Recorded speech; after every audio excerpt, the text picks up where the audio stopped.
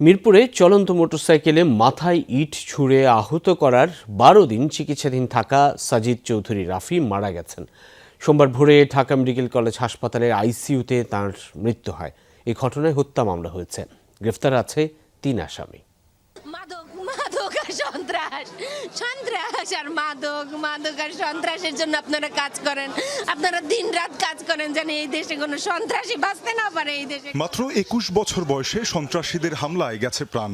ঢাকা মেডিকেলের আইসিইউতে নিথর বাবা মায়ের একমাত্র সন্তান সাজিদ চৌধুরী রাফি। গত ১০ জুন রাতে মোটরসাইকেল চালিয়ে ইব্রাহিমপুর এলাকায় নিজ বাড়ি ফিরছিলেন স্থানীয় যুবক রাফি।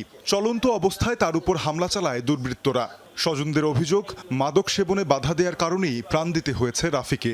আপনি ঘর থেকে বের হবেন কিন্তু ঘরে ফিরবেন কিনা তার কোনো গ্যারান্টি নেই। কেউ চাকুর আঘাতে, কেউ ছুরির আঘাতে, কেউ ইটের আঘাতে মারা যাচ্ছে। এখন এগুলো যদি আপনি না করতে পারেন তাহলে আমাদের দেশে, এই দেশে নিরাপত্তা কে দিবে? ওরা গিয়ে মাদক সেবন করতো, এখানে তো ভাঙা বাসা, কাজ চলতেছে কনস্ট্রাকশন সাইট।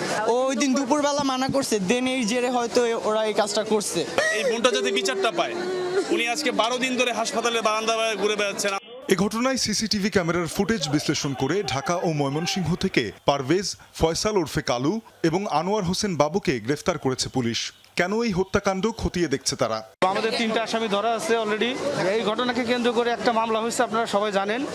এবং এখন এই মুহূর্তে আমাদের এই লাশের সুরতহাল করে লাশের যে পোস্টমর্টম, যেটা আমাদের আইনগত যে কাজ, সেটা আমরা করব।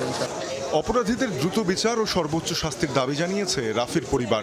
আমার বাচ্চার মতো আর কোনো বাচ্চা এরকম তার মায়ের বুক খালি করে না চলে যায়। তানজিম শাফিন, যমুনা নিউজ, ঢাকা।